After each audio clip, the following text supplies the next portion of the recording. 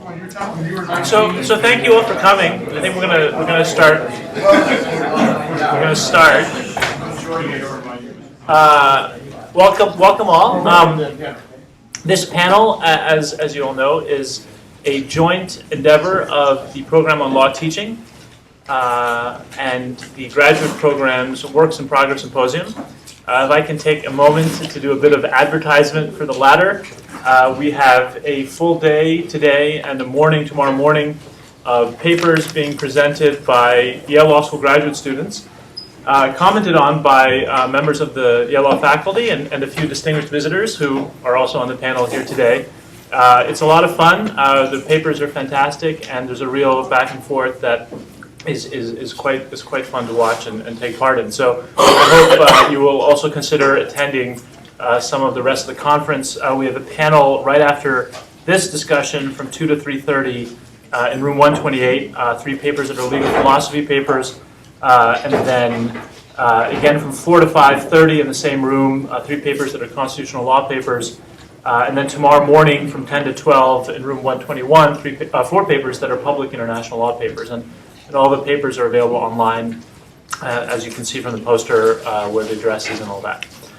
So we thought, in sort of keeping with tradition, as we did last year, to take advantage of having some of our commentators speak a bit about some topic related to legal scholarship, and we thought we'd pick a really narrow, confined topic like the past, present, and future of legal scholarship, which we did. And obviously, it's a huge topic, and it's sort of tongue-in-cheek in that respect, but I can't think of 3 people who would be better suited to leading us down this inquiry than our 3 panelists. Each is incredibly distinguished, and I feel a bit shy to try to introduce them in full. I'll simply say their names. Professor Mark Tushnet, graduate of this law school, has been at Georgetown for many years and now at Harvard Law School. Again, I mean, you all should know who Mark Tushnet is, so I don't know how to describe him other than to say that he is one of the leading constitutional law theorists of this time, of the last 30 years. Brian Tamanaha, professor of St. John's University, visiting this year at Princeton in the Institute for Advanced Study. Brian has written a number of really seminal, important works in legal philosophy. Even though it's an earlier stage in his life, in law and development, one of the major works that has sort of defined how people think of that field. His most recent book, Law as a Means to an End, critiquing instrumental uses of law, or at least having us reflect upon the instrumental use of law, was a major work that has prompted an enormous amount of discussion.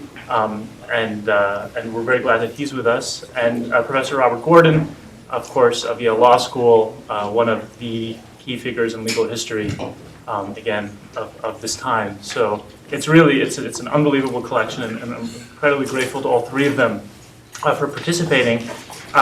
We thought that we have a lot of time. We have until about 1:45, and so each of them is going to start our discussion with a bit of a take on certain things that we've talked about in advance.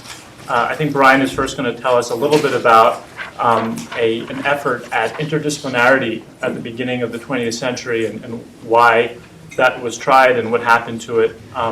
Then Professor Gordon will update the story a bit, talking about the rise of critical legal studies and law and economics in the 70s and how that fit with prior efforts at interdisciplinarity.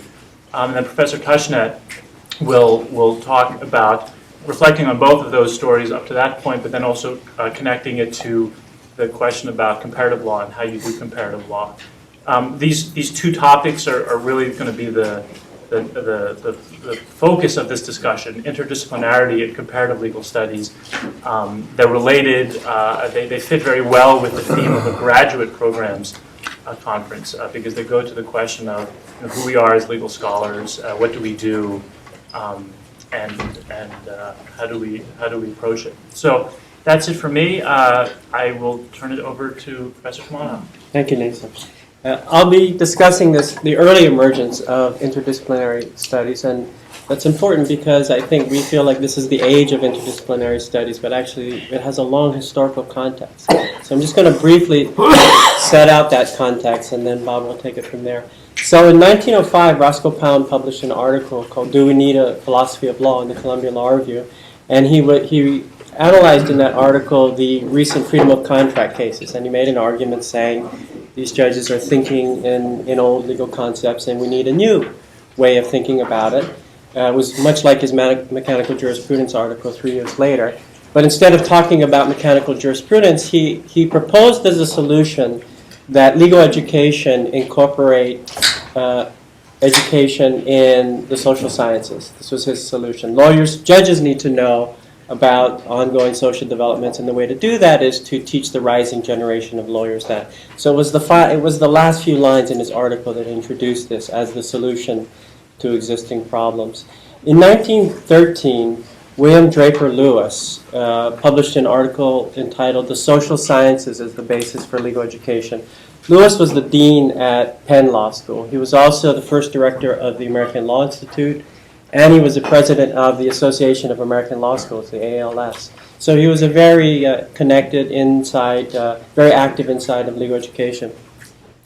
The basic argument in the article was essentially the same. He was elaborating on Pound's thesis. He as well objected to the freedom of contract cases. He had written some articles critical of the labor decisions by the courts. And he had the same diagnosis. These judges were thinking in bygone days. Times are new.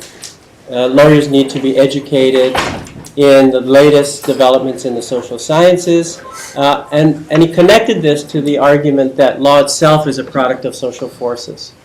And in order for law to incorporate those social forces, lawyers and judges whose efforts together, the combined efforts of lawyers and judges, are what create law. So he specifically identified political science, economics, sociology, and theory. He also proposed that outside professors from other departments, come in to the law school and teach classes in the law school, including, and he I don't know if I mentioned, had a PhD in economics. Lewis's paper was the product of a series of conferences between 1913 and 1917, 4 conferences over this span of years, that was an initiative by the ALS, and in part from his prompting. And these conferences were sponsored at Columbia Law School and CUNY Law School. And let me just give you the lineup for the conference, because this was an extraordinary lineup. So the explicit purpose of these conferences was to promote the interdisciplinary study of law. The coordinator was John Dewey, and he was one of the presenters at the conferences, and one of his papers, Force and Coercion, was the product of this. But in addition, there were papers and participants, and I'm just drawing a few of the big names out of the few years. Roscoe Pound, Harold Lasky, the great Marxist political theorist, Morris Cohen, great legal philosopher, Albion Small, sociologist, George Herbert Mead, an important pragmatist sociologist and developer of interpretive sociology, and Simon Patton, who's kind of an obscure figure, but he was an economist who actually developed the theory that consumers are important, or consumption is an important part of an economy. There were also recognized legal scholars, John Wigmore, who was the dean of Northwestern, Freund, and then some others. And they were anthropologists, philosophers. These conferences were truly interdisciplinary. They went up one after another in no particular order that I can tell. And then they had commentators from another discipline commenting on the papers after. The papers were published in a variety of journals, philosophy journals, political science journals, as well as law journals. The conferences expired, and I haven't been able to figure out why. It might have had something to do with funding, although I saw in one of the conference reports the total cost of the conference was $33. So I don't know if funding had much to do with it. In the mid-1920s, Harlan Fiske Stone, the dean of Columbia Law School, put forward a major curriculum reform effort at Columbia, explicitly designed to incorporate interdisciplinary studies into the curriculum. And his theory was exactly the same. The idea was that law is a function of these social forces. Lawyers need to be educated in law, in these courses. So He brought in outside professors as well. They had the introduced law and courses, which we're familiar with today, but this was an innovation. So they taught a course in law and politics, a course in law and philosophy.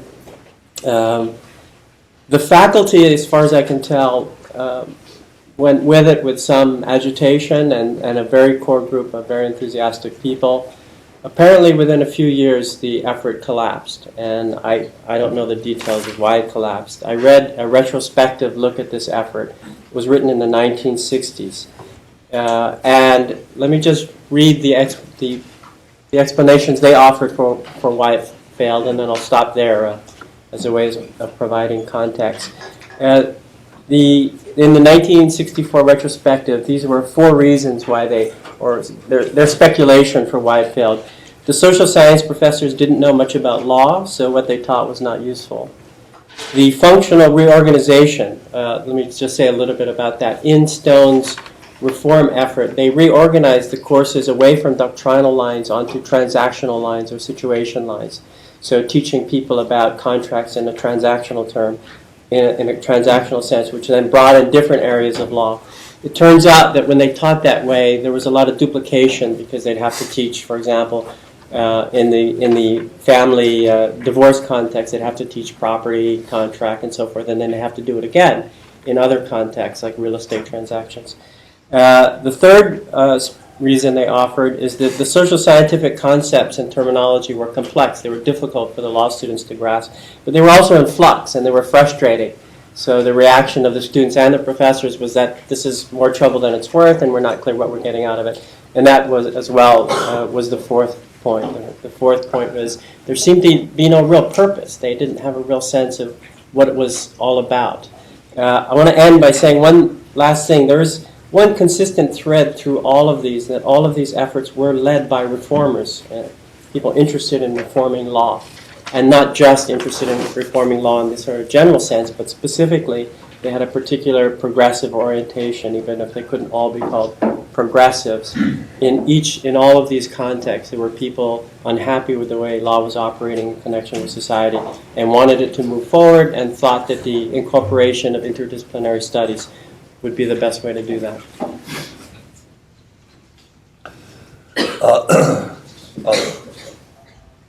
That was a very interesting account, and I think that moment actually is highly significant for our present dilemmas because it really recaptures a lot of the ambitions that have been held for interdisciplinary legal scholarship and some of the problems that have beset the enterprise.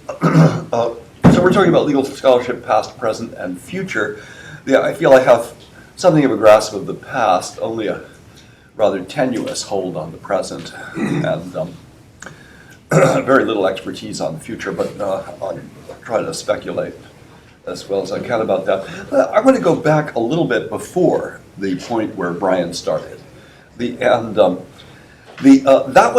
was to a time when there was a promise that law was an autonomous discipline, the perfection of which, the improvement of which, could both significantly improve law teaching and significantly improve the practice of law. That is to say, a time when the promise of legal science as an autonomous discipline was a promise that both teaching and ordinary practice could be elevated through scientific knowledge. Richard Posner, about 20 years ago, wrote an article called The Decline of Law as an Autonomous Discipline, a decline which he probably, more than any other single person, has done the most to bring about.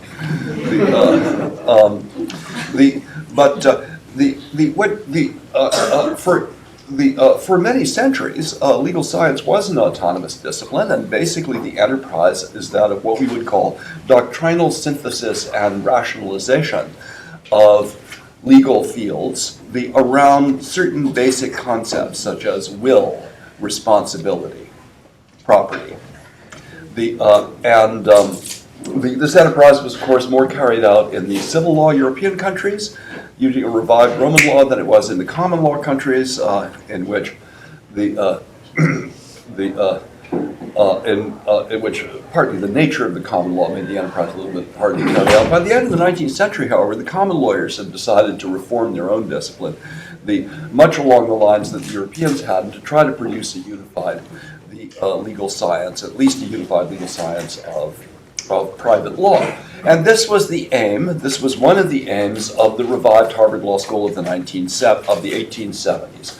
And the idea was that you would use the cases to teach students how to induce the basic principles and conceptions of private law, that the professors would write these up in articles and treatises, that these would inform the judges and the lawyers practicing before the judges what the real principles of private law were, and that the lawyers would be better trained, practitioners would be better equipped to argue before judges, judges would be more learned, the treatises would help produce a more refined legal science. And the law schools were so confident, Harvard, for example, was so confident of this project, that it repelled any attempts to incorporate other disciplines, like political science or economics or anything else into the teaching of law. What was to be done was the teaching of pure law, the law and nothing else. This is a time when all the disciplines are beginning to specialize as autonomous fields. There's specialized discipline of political science coming up, of economics, and of history.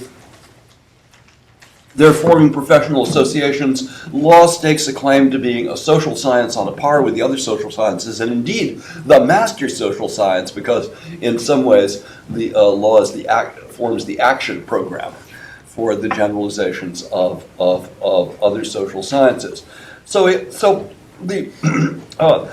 I think this whole ideal starts to fall apart just about at the very moment that it's articulated. And one of the things that undoes it from within is Langdell's other big innovation, which is the case method. Langdell's view was that if you you would teach the students the appellate cases, which were the specimens or examples of the principles of private law. And that once the students learned the cases, they would be able to induce from them, by a process of induction, abstraction, the basic principles of law. That's how Langdell himself taught the cases, or tried to teach the cases. His successors, however, paid no attention to this, the aim whatever. The case method very rapidly deteriorated, or if you prefer, improved, moved sideways, into a completely different enterprise. That was the enterprise of teaching students how to think like a lawyer. Now, as soon as it began to mutate in that form, it completely lost touch with the substance of private law legal science. The schools simply gave up any attempt to teach the substance of private law legal science. All students learned how to do was to think like a lawyer. And they took these courses called torts and contracts and trusts and so forth, but in each one, they simply learned how to discuss cases and parse cases and criticize cases and argue cases by the Socratic method. The virtue of this method, the people who adopted it said, was that it did equip law students with tools of analysis of the kind that they would use later in practice, a kind of a generalized set of analytic tools and skills. That's, by the way, nothing has changed. That's the justification, the argument for the dominant method of law teaching to this very day. This legal anthropologist called Beth Mertz recently did a study of a dozen law schools. She recorded thousands of hours of contracts class teaching in a dozen law schools. The results are absolutely fascinating. You could not tell from that anything had changed at all in the basic teaching of basic American law subjects from approximately Langdell's time to our own. It certainly is very strongly reminiscent of the law teaching curriculum that I experienced at Harvard Law School in the late 1960s, which in turn was very similar to that of the 1950s, and on backwards through time. And you think, well, something didn't happen here. The only signs of the spread of the interdisciplinary revolution on actual law teaching in most law schools, to judge by this book, is the fact that after devoting most of every class to doctrinal argument and Socratic dialogue about the cases, teaching people how to think like a lawyer, there would usually be 10 minutes or so left over for policy discussion. Now, the interesting thing about policy discussion is that it was understood in Mertz's account to be completely unbounded or ungrounded by any rigor of thought or rules. It was free-floating. Everything was possible. Anecdotes from personal experience, the randomly recalled statistics or figures, the intuitions, normative intuitions about morals or proper social policy. There was, as it were, no discipline to the other disciplines were relevant, but there were no discipline to the other disciplines. Let me go back to the case. The case method, then, it seems to me, severed the links between the teaching enterprise and the scientific enterprise, the basic research and scientific enterprise. The basic research and scientific enterprise, used to some extent philosophical components like will, and of course history, or at least doctrinal history, internal history, was an auxiliary enterprise to the doctrinal legal science enterprise. It was still to produce the teachers, which would the treatises which would guide practice, and so the link was forged and maintained in the treatise enterprise and eventually in the restatements enterprise of the American Law Institute between the scholarly profession and the practicing profession. The second subversion, it seems to me, comes with the progressive and ultimately legal realist critique of private law legal science. This is criticized as contradictory, internally incoherent, indeterminate, conceptualist, in Felix Cohen's phrase, transcendental nonsense.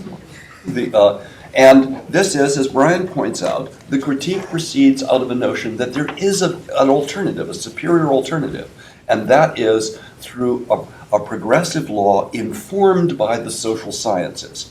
So we have to import the social sciences into the teaching of law, and the connection is we import them into teaching of law. We make better lawyers, and the lawyers that we make are equipped, in particular, not to practice law as it's currently practiced, because they shouldn't do that, but rather to reform law as currently practiced, and particularly to reform it as legislators and administrators. So it's an attempt to forge new connections between a new science of law through legal scholarship, a new way of teaching law and equipping law teachers, and the practical enterprise of reforming law and then practicing law as reformed, practicing it as a lawyer who would now be informed by the insights of, for example, institutional economics, psychology, and a whole bunch more. Brian's already described, I think, quite well some of the cracks in the facade that are already beginning to appear in the 1920s and 30s. Can you synthesize law and the other disciplines? What happens when you try to do it? Do you actually get anything coherent? Do you get anything useful? The very people who were engaged in the enterprise came severely to doubt this by the end of it. They did not, however, doubt the practicality of the enterprise because they carried the enterprise, so they believed into the New Deal, and through the New Deal helped to remake the legal system. The next stage, it seems to me, is a stage in which, after an interim, the legal process interim in the 1950s, interdisciplinarity is once again taken seriously, very seriously indeed. The project of the 1920s and 30s is revived. I think for a moment, there's a spectacular moment of success in there, and that is with 1970s Chicago-style law and economics. The reason that works is because it can be incorporated into the traditional case law teaching enterprise almost effortlessly, and that's because it gives you a new, more rigorous, slightly more rigorous anyway, the way of making the quick, off-the-cuff, armchair engineering, intuitive policy arguments that lawyers already made. and had been taught to make since legal realism. It was also a good match to practice because Ronald Reagan came to power, and many of the same people who were doing Chicago-style law and economics became judges, became administrators, and so forth, and actually carried the program into practice. So I think for a brief, shining moment, there was this kind of little Camelot-like moment in which law teaching and interdisciplinary scholarship and practice in the real world, at least in some sectors of the real world, they all harmonized again. It was like the 19th century dream of legal science, except now it was law and economic science. Alas, this was not to last. It started to come apart again. It started to come apart again largely because of the success of the project of interdisciplinarity in scholarship. Now everybody had to have another discipline. You have, as the famous stripper Gypsy Rose Lee put it, you've got to have a gimmick if you want to get ahead.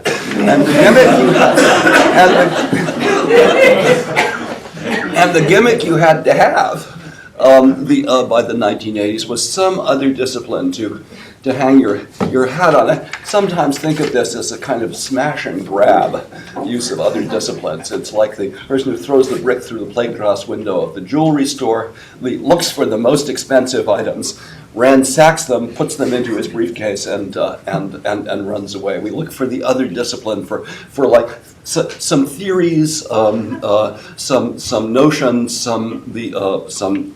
to decorate our legal arguments with. But if you take the other discipline seriously, and many people did because now there were PhDs coming into the process, they actually took the other discipline seriously. Now there are real problems with this. One is the problem of like going native. All of a sudden, you immerse yourself in the other discipline, and suddenly, like a chameleon, you start becoming like an economist or an historian or a philosopher and so forth. And to the extent you do that, you no longer sound and talk like a lawyer. The other problem, of course, is that other disciplines, actually are disciplines. They require some concentration. They have different aims from law, and they have different vocabularies. And economics, once it gets out of the Chicago 1970 stage, actually turns into be a very complex technical discipline. A lot of very complex technical empirical tools, a lot of abstract theory, mostly mathematicized. It actually, as it were, the serious it works itself out of immediate relevance to the teaching project or to the practice project, except at a very high level. The teaching project, Mert's book suggests, is I don't think Yale Law School has entirely like this, but I think Yale Law School is a very exceptional school. The teaching project in most schools, Mert's book suggests, is the teaching project as it has been since the case method lost its connection with science and simply became a thinking like a lawyer method. In fact, Mertz's book is called Thinking Like a Lawyer. The interdisciplinary scholarly effort goes on detached generally from the teaching effort. There's a very interesting dispute about whether the interdisciplinary scholarly effort is also detached from practice and from the real world. I actually think that's a complicated issue. I think there are some ways in which it's quite detached and some ways in which it's not. But this brings me back to Brian and his Columbia practitioners. One of the reasons that experiment collapsed is that the participants in it couldn't agree on what it was for. What were they trying to do? Were they trying to train better lawyers? Were they trying to train legislators and legal reformers? Were they trying to train, as many of them thought they were, detached observers? The social scientists, people who would look at the legal system from the point of view of Martians and study it objectively. These disputes, and there were other people who said, well, no, most of our students come here so that they can engage in private practice, preferably in one of the New York law firms. And whatever we do, we've got to do something that's going to help them do that. And nobody was at all sure what that was and what the connection of interdisciplinary scholarship was to that enterprise, and nobody has the faintest idea, I'm asserting, about that enterprise today either. Okay. It's not good to follow Bob. I guess just I'm going to say a little about interdisciplinarity today and contemporary interdisciplinarity, and then end with a few comments about comparativism. But I think the reason I'm going to do it in that order is that the same problems that affect interdisciplinarity recur in connection with comparative studies. But I do want to begin by observing something that I experienced last semester teaching in the new Harvard curriculum. I was teaching one of the new courses to first semester, first year students. And by the end of the semester, I had picked up a lot of signals, comments that students were experiencing the course as a highly theoretical course. Now, I thought it was just straight law as far as I was concerned. And so at the end of the course, really the last day, I gave the lecture that I called Legal Realism 101. It wasn't even critical legal studies or anything. It was just 1930s legal realism that they hadn't, weren't getting in their other courses. They were experiencing a straightforward legal realism course as a highly theoretical course in comparison to their others. So I think there's something to the story about stasis. I want to begin by an anecdote about a candidate a hiring candidate who came through earlier this year. Candidate gave a talk, and I read his papers, and I responded to the appointments committee with a note saying, for a lawyer, this guy's a pretty good philosopher. And what I meant by that was that if you were looking for somebody who did philosophy in a philosophy department on this subject, you would find at his age level 10, 20 people who would be better at philosophy than he was. But he was a pretty good philosopher. And, you have to optimize along two dimensions. So, reader, we hired him because, he'll be okay. But the one aspect of the question of interdisciplinarity is it's sort of the flip side of the going native problem, which is that the people who have seriously joint interests are going to present an optimization question. They're not going to be the best historians around. They're just not, and understandably not, or the best philosophers on the subjects that they write about. Philosophy is particularly true. Philosophers just think differently from lawyers. Their minds are wired differently somehow.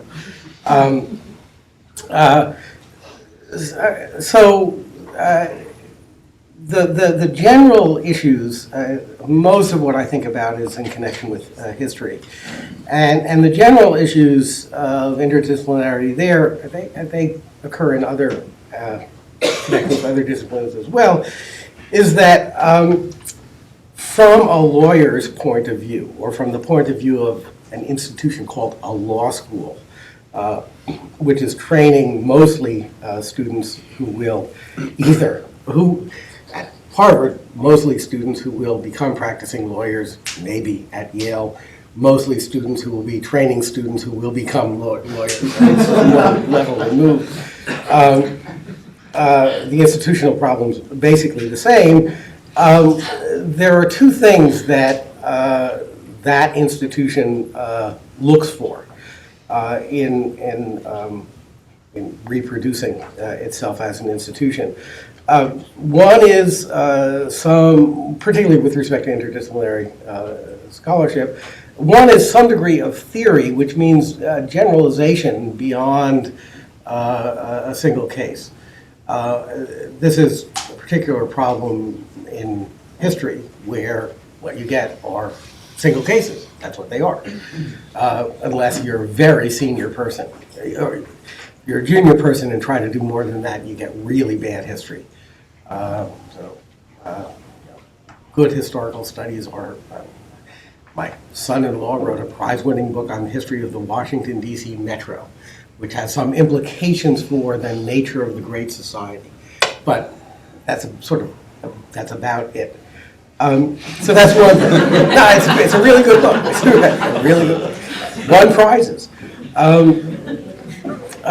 So there's some degree of theory that you have to have, and some degree of contemporary relevance.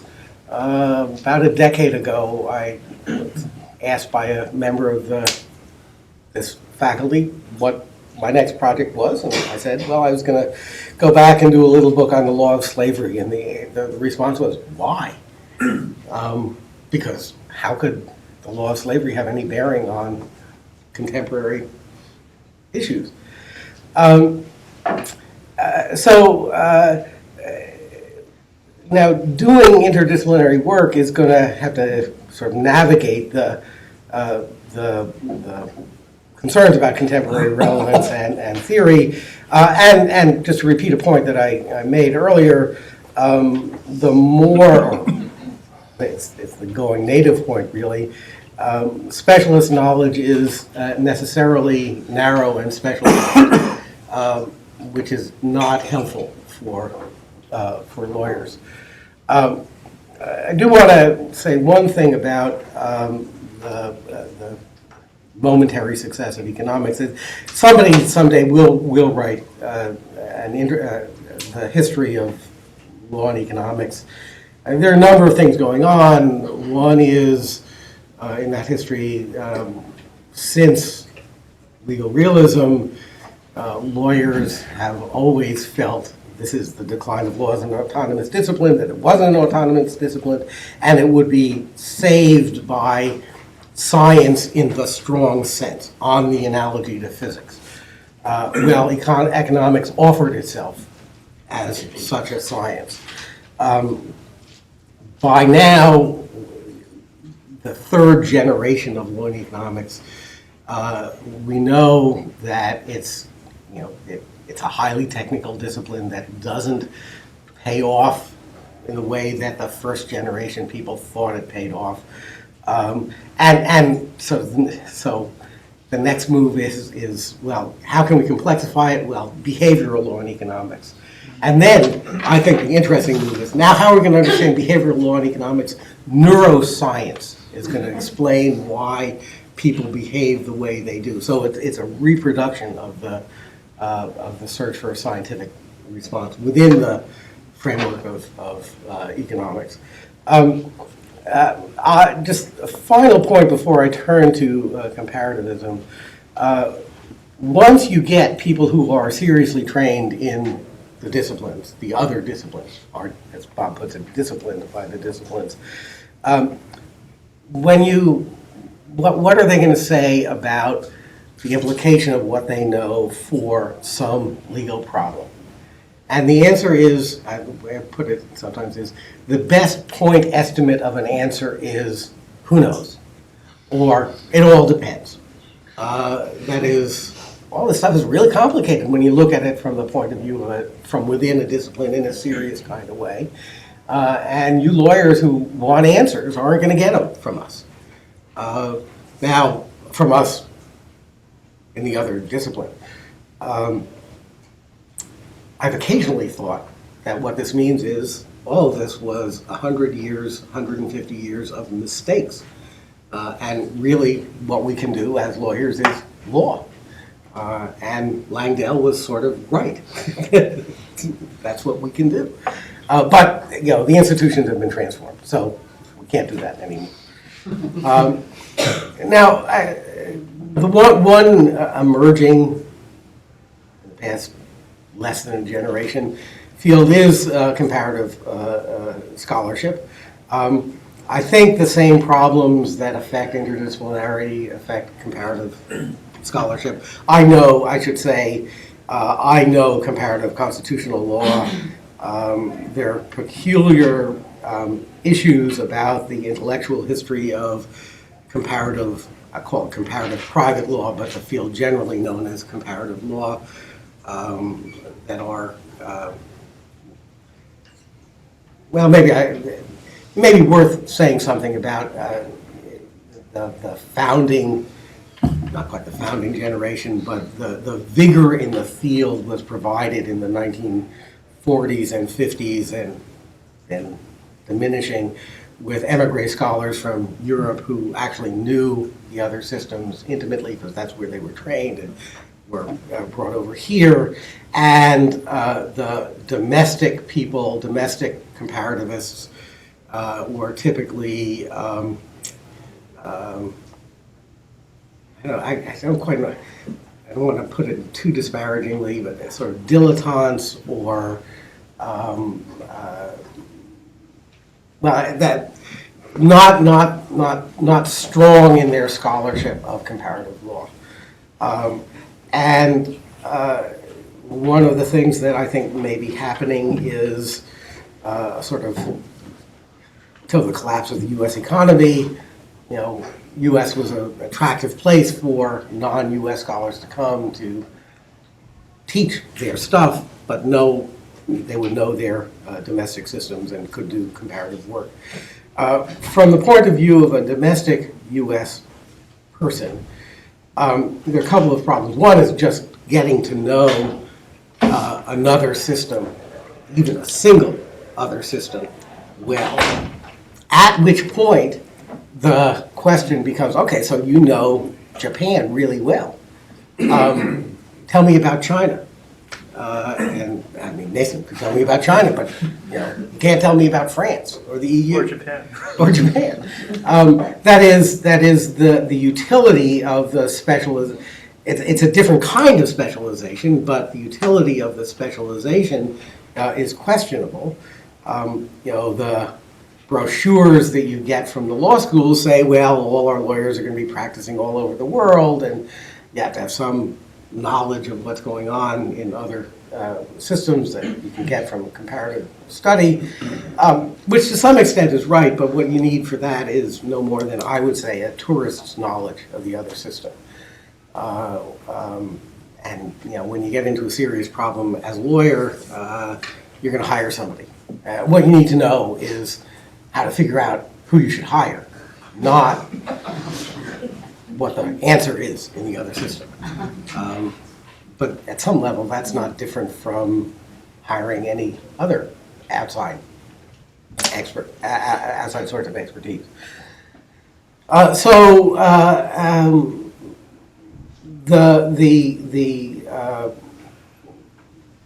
The future of comparative study, my guess is it will be it'll be like the early years of law and economics, a sense that people who know something about it really can contribute to contemporary the then contemporary legal scholarship, the next generation's legal scholarship. And then as people try to, actually learn and do what's happening in the other systems, the sense that there's some domestic payoff or payoff for our students will diminish to the point where, it'll be hanging on in the way that interdisciplinarity is hanging on. It's embedded in the institutions. But why, or the point of it, is I think we no longer have a good sense of why we are so interested in hiring people with PhDs in other disciplines. We do it because we think we ought to, but I don't think that we have a good account of why we do it anymore. Great, so we have a lot of time, and I'd like to take questions, and I'll keep it queue, so just kind of catch my eye, and I'll take you down. I'm going to do three things before we do that. The first, I saw that Professor Langbein is here, and I wanted to see if Professor Langbein wanted to add something, and then I want to see if there was some exchange among the three of you, and then I want to ask a question. So we'll do those three things if you want. I think I just got called on.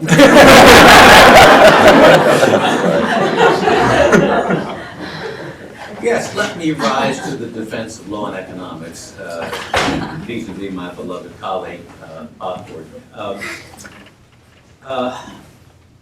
I think it's very important to understand the extent of the damage that the legal realist movement did to the self-confidence of legal academics thinking about law. It was a terribly destructive movement. It said basically that the rules, at least strong form legal realism, said all the rules are nothing but a fig leaf, and what it's concealing is fill in the blank, naked exercise of judicial power, bias, or whatever.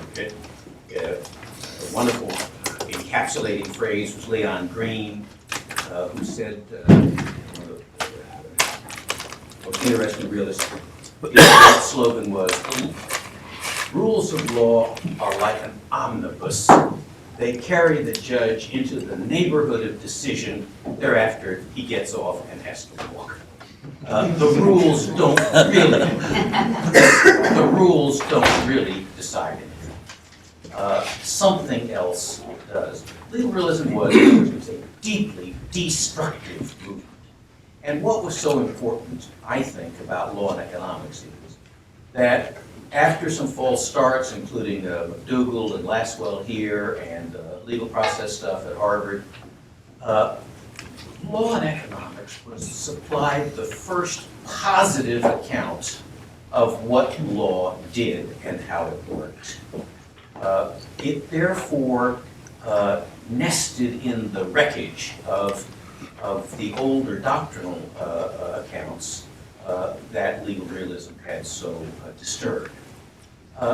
I think it's important to give law and economics its due, and I'm not somebody that the law and economics crowd would send in with a brief on this. I've got a lot of reservations about some of the excesses of it. I was a live observer of the Chicago events in the 1970s, and I remember some of the nonsense, Dick Posner's economics of rape and so on, really pretty goofy stuff. And this general, what I call flat earth economics, assume the earth is flat, my formula will more accurately predict than yours when the ship falls off.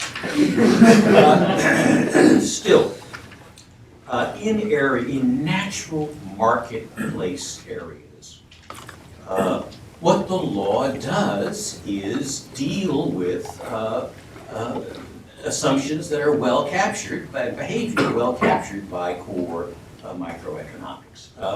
And therefore, it's no accident that in fields like corporations and bankruptcy, and to some extent in tort and contract and so on, they've made very important contributions. My own field in trust and estates, the efficient market paradigm and modern portfolio theory have become the basis of a rethinking of trust investment law, which we put in the statement. It's now codified in the Uniform Prudent Investor Act, which is enacted in basically all states. And this traces directly back to work for which there are 6 Nobel Prizes. This stuff matters, and it's giving us a much better approach to how we invest for retirement and other purposes. So this was not simply another academic excess. Over on Mark Tushnet's point about the relationship of real philosophers to the kind of others that we get, I think it's important, and more generally that problem about all of us in law and areas. I think it's useful to think of the relationship of the law school to the other social science / humanities disciplines. It's something of the way that we think about the relationship of engineering to the pure sciences. That what we're doing when we, at least in the more law-oriented of the law and fields and the law and scholars, remember law and scholars themselves tend to be distributed across a horizon, some of them are much closer to the academic department, some with much greater interest in law. But engineering takes pure science and applies it. And I think a lot of what goes on in good law and, especially history and law and economics, is to take insights and disciplinary contributions from elsewhere and apply them in ways that lawyers bring a special skill set to the doing. So I think there's an explanation for why it is that we continue to draw on these departments. Just one last point. The tragedy to the law and movement, in my view, is that the and is now overwhelmed the law. This is connected to other other phenomena. One is this tremendous reorientation of what law schools do from private law to public law, especially at the elite shops. If you look at your list of topics today, heavy skew to public law. You look at the Yale Law School catalog, I've sometimes suggested to my colleagues that we just ought to rename the place the Yale School of Constitutional Law. And that way we have a better defense against the Consumer Protection Authority. I was just this morning looking at the latest draft of the restatement of restitution, which is being produced by a wonderful scholar named Andrew Cull at the Boston University Law School. And the latest tentative draft came in dealing with the terrible mess associated with problems associated with commingling, when you can trace a restitutionary claim into a fund, and when you lose that, and the different policies are involved. It's an area of incredible importance because of its implication in patent copyright and new intellectual property law. It's a wonderful piece of work. There is, I believe now, I think there are only 2 law schools in the country that teach a restitution course anymore. This stuff has just disappeared.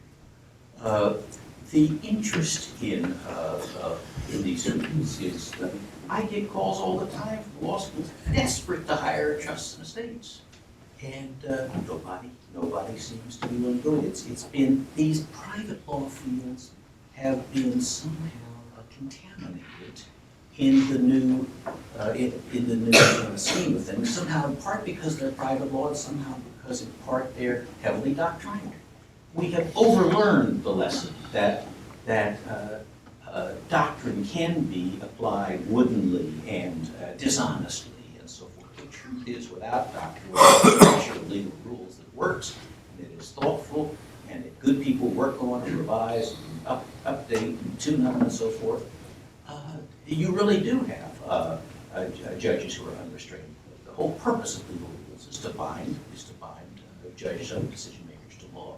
And this contempt for, disdain for legal doctrine and for the characteristic fields which promoted it is, in my mind, the most troublesome thing of these recent trends. I don't think it's necessary. I had a lot to do with law economics of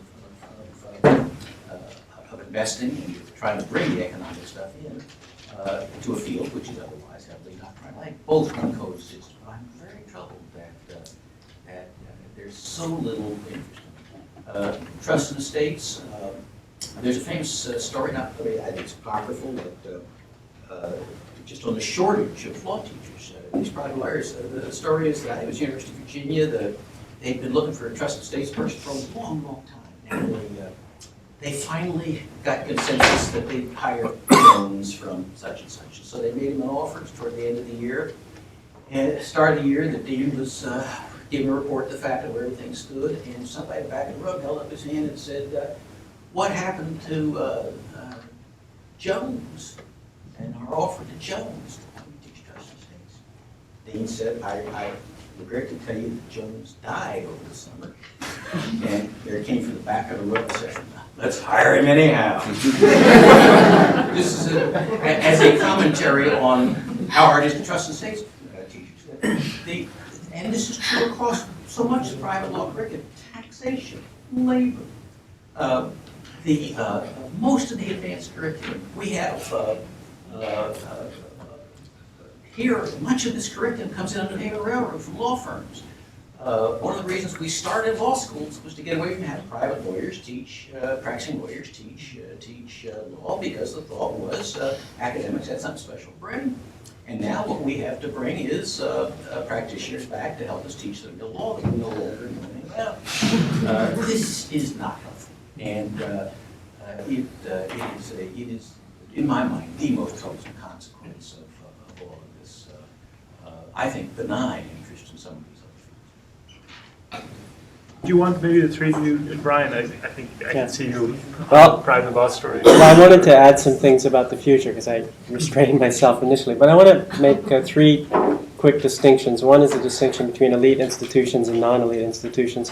The world you're describing is not the world that I teach in. We have no trouble getting people to teach, and there's New York law firms. Really, one of the questions is the kind of the bias towards the academic bias that legal institutions have, that if you have practiced for more than 5 years, somehow you're tarnished. That's a problem, but it's not a problem at schools that are educating their students, 99% of whom will be lawyers down the street, or at mid-sized firms or at large firms. So I think you shouldn't extrapolate from the situation at Yale or Virginia to the rest of the legal universe, which is about 80% of the schools. The other thing I want to distinguish is two different types of interdisciplinary knowledge studies, because they had a different vision before. What we've come to now is the PhD in economics who comes with a law degree and then teaches law. At the time, they actually thought it was going to be integrated in some fashion. Now, they didn't figure out how that was going to happen. But their goal was for it to be integrated. And what Lewis suggested was a fourth year of law school, which we would all groan at. But that was the point. He was going to try and teach it in a way that picked it up. He also focused not necessarily on the students, but on those students who wanted to be professors. So that was his goal, that the professors would be educated, and then those students who wanted to be professors. And funny enough, we have a version of that today, and that's the SJD program. The SJD programs are possibilities where you're not going to be a sort of good philosopher but not great. You're actually going to be someone who would have been trained in all of these disciplines at some level of sophistication. Now, there are a lot of limitations to that. I'm just suggesting that that's a program that's not a PhD in economics. That's a program in which you learn about law from a whole variety of perspectives at a relatively sophisticated basis. The last distinction I want to make is the distinction between teaching someone to practice law and knowledge about law. I mean, the interdisciplinary studies movement has been a failure, I think. Not failure, it hasn't delivered much that we can tell in terms of the practice of law. But it has developed knowledge about law. I want to be optimistic because everyone else was pessimistic. But it has developed, I think, a great deal of knowledge about law. Now, not knowledge necessarily that has a payoff at the services level, at the level for which law school, that will be incorporated into practice in some concrete sense. Although even that, I think it's very hard to say it's made no difference at all. I think there is a level of sophistication and understanding that even practitioners are carrying. But again, I have an optimistic view on it. So I think we should keep all these things in mind, that there are ways in which it's successful. We do understand more about law. Whether it's made a difference in the practice of law, I think we're all rightly skeptical. And then I think it's really important to keep in mind the difference between institutions that are training people to be professors and then the other 85% of the schools that are training people to be lawyers. And the orientation of these schools are different. And many of the people that are trained at Yale actually go teach at those other schools, obviously. And that's why that orientation, and now I'm coming back to this idea, you need to know something about law because your students are going to be lawyers. There has to be a way of bridging those two different orientations. Just want to comment briefly on some of this. I want to echo Brian in some ways. I would certainly not like to be understood as saying that I think all of this interdisciplinary stuff has been a waste of time. That's very far from being the case. I think there have been enormous gains in analytic insight, in richness of historical and comparative learning, and all of these I think have enriched the knowledge of legal fields to an extraordinary extent. This is I think of the ways in which my own teaching of contracts has been informed by the new law and economics and the new legal history. I think it's been just enriched enormously by both on the analytic level, and also just on the level of sort of sheer knowledge. I look at constitutional law as a field that's been enormously enriched by historical investigation. People like Mark Tushnet's, by, for example, particularly work like Bruce Ackerman's and and others on the political context of constitutional enactment and social movements and so forth. So I think there's a lot of richness. It's an interesting question how much of this has influenced and been translated into stuff that's useful for practitioners. And I'd really like to see somebody address this in various fields, with the kind of care that I don't think that the subject has received. I think there's been very differential kinds of reception. I think there certainly are fields. The economic analysis has penetrated very far into certain fields, in particular, of course, economic regulation, like public utility rate regulation, into antitrust, and into taxation. If you read the practitioners' journals in those fields, you see that they're all over the place with economics. Now, it's true that this is like an engineer's use of pure science. Generally speaking, what they're dealing with is a rough and ready, highly simplified, stylized version. The antitrust economists, the antitrust lawyers don't need and can't use very sophisticated antitrust economics. It's not useful to them. What's useful to them is the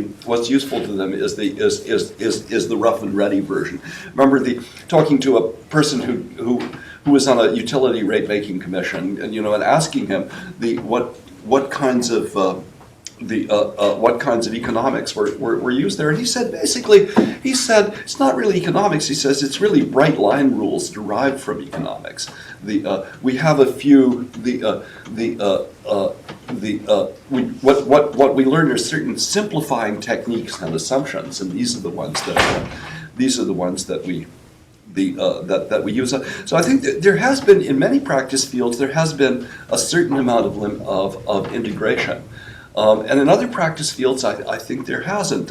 One of my colleagues, a law and economics person, Alan Schwartz, was pointing out the other day that most of the complicated law and economics of tort law is simply unusable in the tort system for tort practitioners, because that's a system which is operated by generalist judges and generalist juries.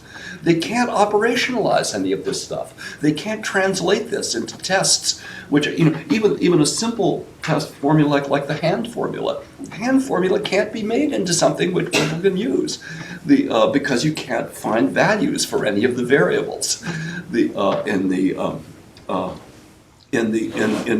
formula. So there's an awful lot of stuff that is, in that sense, very abstract, but there's also a lot of stuff which, as Mark says, has penetrated very far into the institutions. All regulatory agencies now use some crude version of welfare economics and cost-benefit analysis and so forth. The vocabulary has been unbelievably affected by this other discipline. It's become part of the lingua franca of the regulator. John's own field of trust and estates has been integrated because there has been a superb intellect, Langbein's, which has accomplished the integration. They didn't give me those Nobel Prizes for it. But you have to have somebody. You have to have somebody doing this. The way that, for example, Carl Kazin and Don Turner and people like that integrated economics into the antitrust division during the Kennedy administration, and then later on, Chicago-trained people like Bill Baxter integrated it into the Reagan administration's antitrust division. You need to have, as it were, legal intellectual entrepreneurs who convert this stuff. Once they convert it and become institutionalized, then you hire people to learn it, and all of a sudden there are jobs for the boys and the girls, who know this stuff. But so it's not that it's been a complete failure; it hasn't. But the most ambitious programs of for example, the Columbia reformers of the 1920s, that this would reach into every corner of the lawyer's universe, and that ordinary trained journeyman lawyers would have to have this kind of knowledge in order to function in the legal world. This has just not happened, and I don't know that's a failure. Which, if you fail at a completely utopian aspiration, have you failed? I think if you've gone part of the way, it could well be just as said that you've met with some modest successes. So let me ask a question, and then we'll open it up. And there, I mean, there's so much here. It's so rich that it's almost who knows where to exactly come in. But one thing that I took away from the discussion was that there's a certain amount of anxiety or reflection about when you're doing law and what is the law part? As legal scholars, what is it that we bring to the table that maybe then we combine with something else? And it seems to me that there are a couple of different potential answers that are floating around. One might be just knowledge about a particular area. So you know property law, you know the substance of property law, and then you bring in a disciplinary perspective of economics or what have you. Another kind of answer I think was suggested by something Professor Langbein said, which is maybe just a commitment to rules, and which is actually, I mean, I look at a lot of social science work on China, and they sort of take, they find law amusing sometimes. They think it's kind of quaint that people think of these rules as being any different than other kinds of rules, and I think there is some aspect of what we as lawyers bring is even if we believe that there's a range of norms, we actually care about rules to a greater degree. So that's another potential way. And a third way, which sort of leads to my question, is it may just be that we have a certain amount of knowledge about the history of law and about how people have thought about law that we bring, that then we combine with a disciplinary perspective. And where this question is going is, I wonder what your thoughts are on some kind of a core curriculum that anyone who wants to be a legal scholar should be familiar with. And there's a lot of different ways you can articulate this. Maybe the silliest way would be to say like a greatest hits of legal scholarship or a classics of legal scholarship. And there is actually a volume that's produced out of Harvard that has, I think, some like 15 to 20 articles that are sort of and when I say silly, I don't mean that the enterprise is silly, but to call it greatest hits might be silly. But there's a certain logic to that. There's a certain amount of prior reflection about what law is and what law means that we should all know. And then, we can draw on that in each of our different areas and then combining it with other kinds of disciplinary approaches. So I guess to reduce what I just said to a question is, what are your thoughts about having some kind of a core curriculum, whether it's through the JD program, whether it's something that you're exposed to as an SJD student or as a fellow before, and I think the SJD and the fellowships are now in some ways fulfilling similar roles.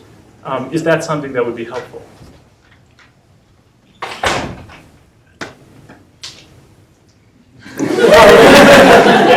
Well, the Harvard collection is, of course, quite idiosyncratic.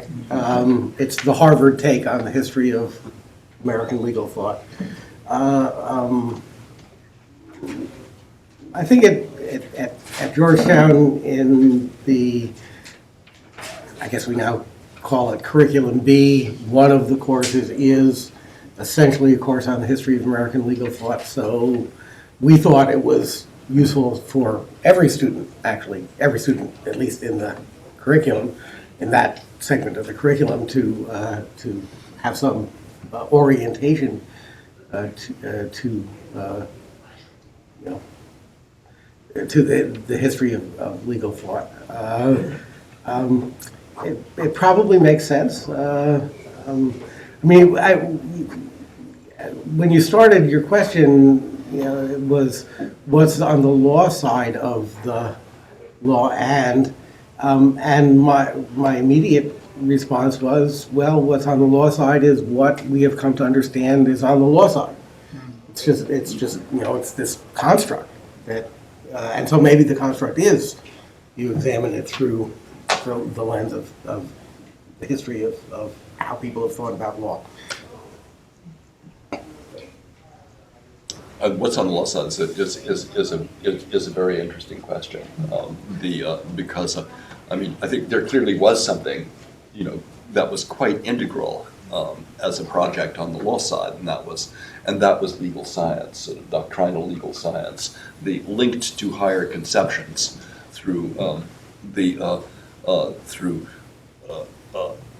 through jurisprudence and enriched by historical research in the evolution of doctrine. That was what law was. And I think post-legal realism, that's no longer what law is. The law is sort of instrumentalized doctrine. It's doctrinal propositions all inextricably mixed up with with consequentialist reasoning,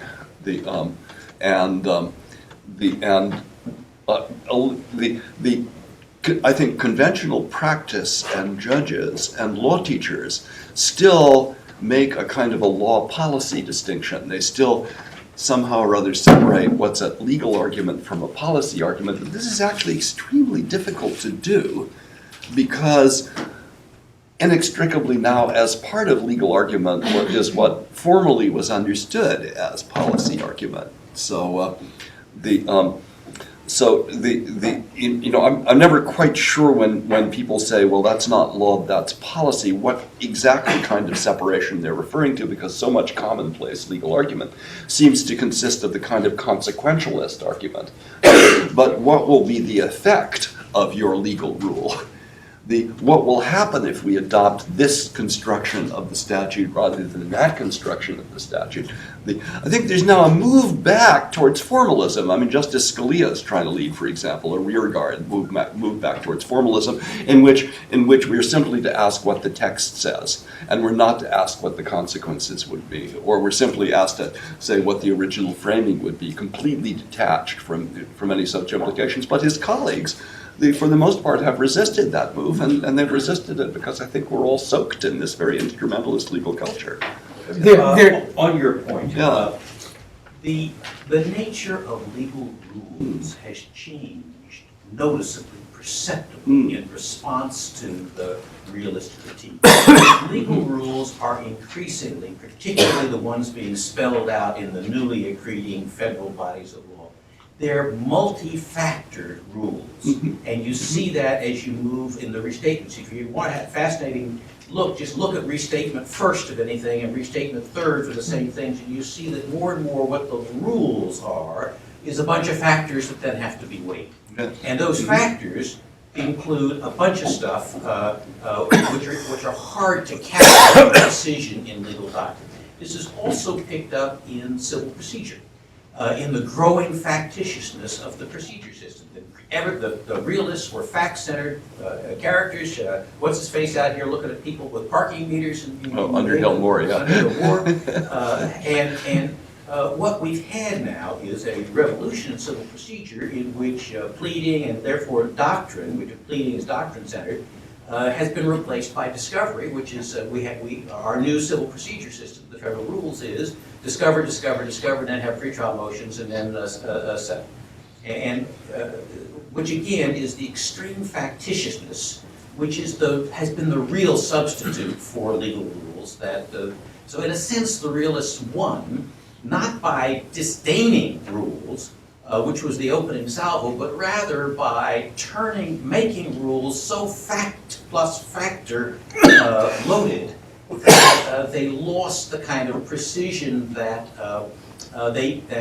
people used to expect of them, and therefore they became internally, as you put it, more instrumentalist. One response to both of these, there's this bubble of literature on one part of which is on the distinctive nature of analogical reasoning, which tries to capture something about law that's different from the consequentialist kind of reasoning.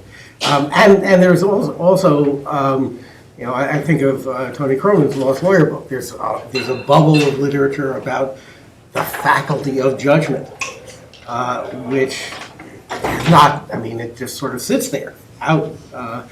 And in response to John Langbein's observation, there's this, I think, interesting sort of exchange in this week's Medellin decision, in which Justice Breyer says, here are 7 things that we need to think about.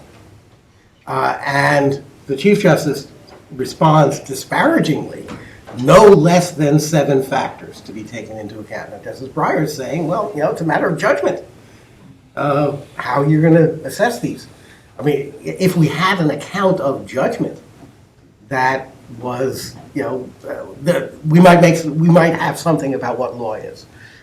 But as I say, there's these isolated literatures that aren't integrated into the overall world of legal scholarship. We don't have a theory of how you handle all those factors that we've now injected into No, we rules. don't. Account. I would have said account. Right. Let's take some. So I have Chris, and I can probably take at least 1 or 2 more. So let's do Chris, 1. And actually, why not, just because we're limited in time, why don't we get them all out at once? So let's have Chris, and then you, and then 3, and then not you, then 3. So that's perfect. 3 questions. So that last little exchange kind of took some of the wind out of my sails, but at risk of going against what Professor Tushnet said about not having a theory of history when you're young, and especially when you're not a historian like me, one thing that I think is really interesting when we set up the original move towards interdisciplinary scholarship as a progressive move, it seems to me like the history of legal scholarship over the last 100 years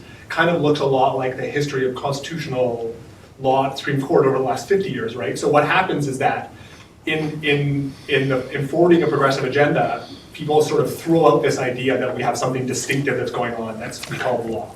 There's like a distinctive mode of reasoning, right? And so instead, what we do is we say, well, that doesn't really matter. It's all just politics, and we want to, push this progressive agenda. And then look what happens in the academic realm. Legal realism gets turned into law and economics, and gets turned into this, the Reagan government of the 1980s.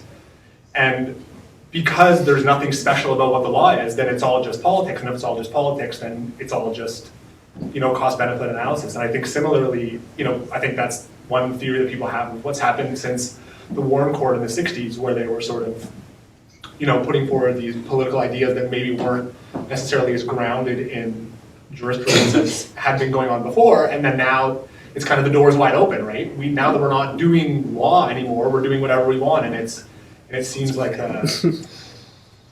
so. I don't know. That's sort of I guess the question is sort of. Brian, by the way, just wrote a book. Yeah, I think this very that's right. thesis. Yeah. So that's and 2. There was just one term that I was almost expecting to hear about in the lecture today, but wasn't mentioned. And I was just wondering what the speakers thought about the role that empirical research is currently playing in influencing the law. In lower foreign bodies, they will use it when they forward reports to government. Judges are now referring to it. I know it's happening in a few cases in the States. And in England and Ireland, there have been references to it via the lower form reports it's been based on. So basically, what the speakers think of the current role that empirical research is playing within the law, and then what kind of role it may play in the future. And the last one here. So I was going to ask something that you ended up speaking a little bit about as time went by, but I'm involved in, and some other folks in the room are also involved in a reading group here. We're looking at, very simply, the premise is that we're looking at sort of innovative works in progress by a lot of young scholars with a lot of different diverse backgrounds.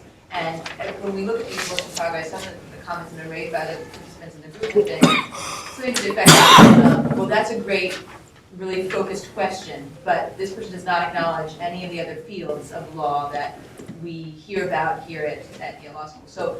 So my question would really be, you used the term interdisciplinarity, and then it seemed that we shifted into sort of what I would call more intradisciplinarity. And so I was wondering what the distinction really is there, and are these people in different fields of thought of law, sort of maybe breaking it down. I won't go into what I think some of them may be, but I think that I want to know if those people are speaking past one another, or if there's lip service being paid to other thoughts, other areas of other fields of law within the. I'm making any sense within the discipline. So interdisciplinary versus interdisciplinary.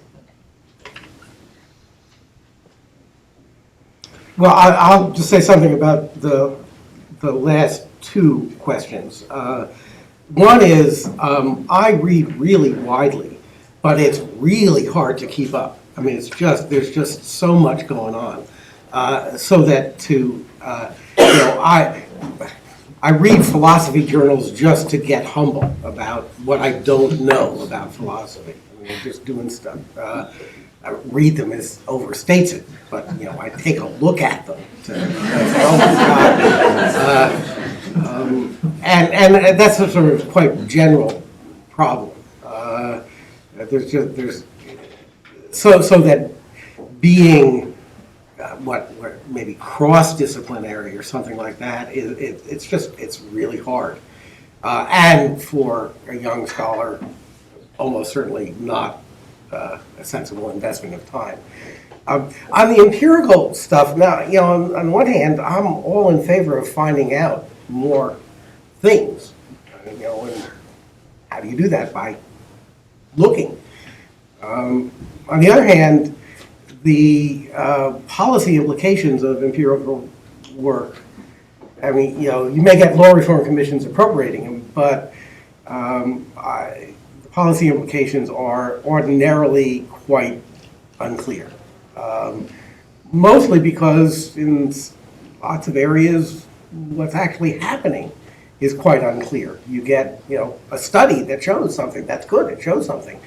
But every study is flawed, and if you try to correct people don't always try to correct the flaws. They just say this is a flawed study, but you can try to correct the flaws and go out and do another study, and lo and behold, you get quite different answers.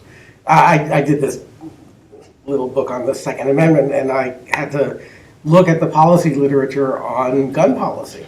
You know, nobody knows anything. It's the fundamental, you know, answer. The best point estimate of any effect of a gun policy on crime, violence, and gun deaths, the best point estimate is 0. Adopt a policy, it'll have no change. Now, maybe some would, but okay. So yeah, it's nice to know stuff, but you have to know what you know, and it's typically less than you think. Just a brief comment on all the three of the questions. This is a basic quarrel in a way that I have with Brian's book, which is an excellent book, which everyone here should read and even more buy. Law as a means to an end. Princeton University Press. Law as a means to an end. Princeton University Press. Excellent book. Cambridge. Cambridge. Excellent book. It's more expensive. I only get $1, so it's not like I'm not making money Yeah, off. well, that's $50 right here in this room. The basic quarrel I have with the book is in its suggestion that law becomes more political when people start talking about how political it is.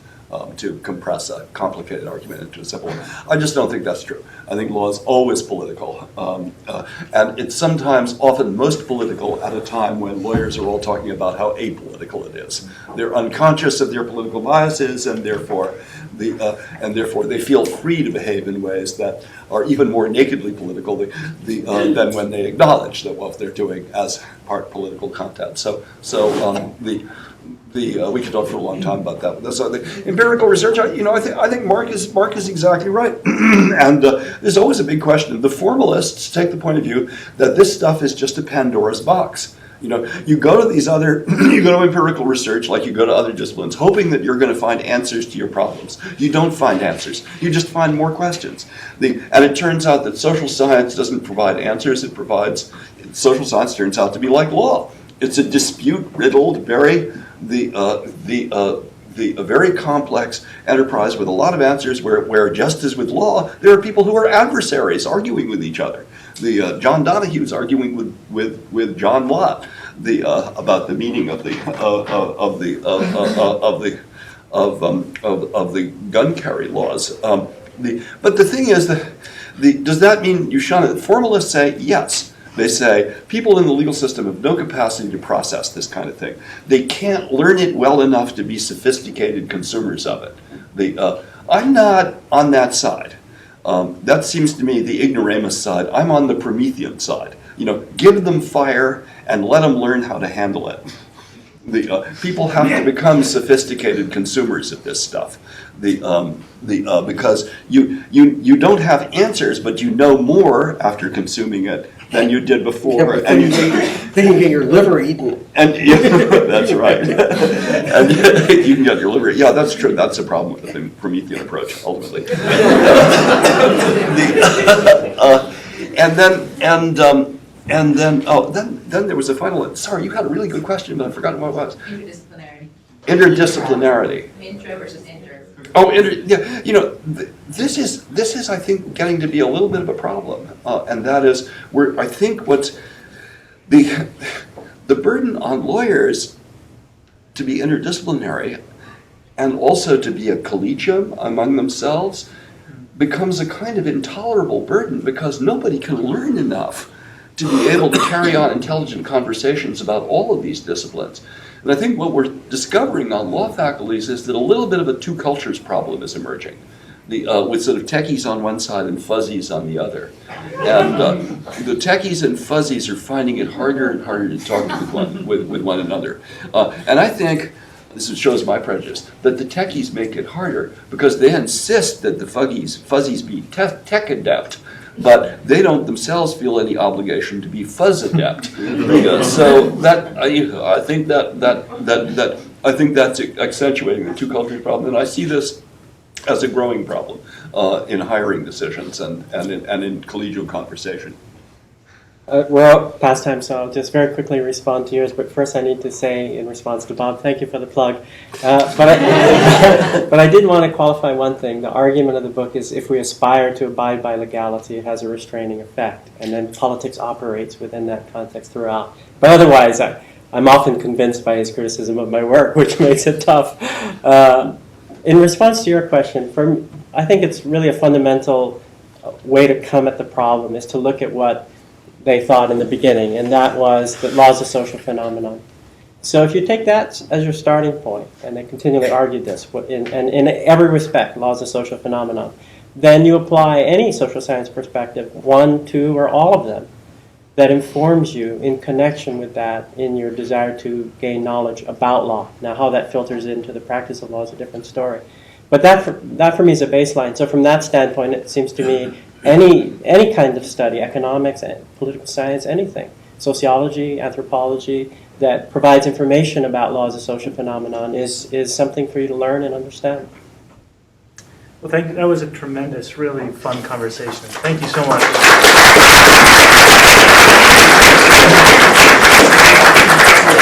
And again,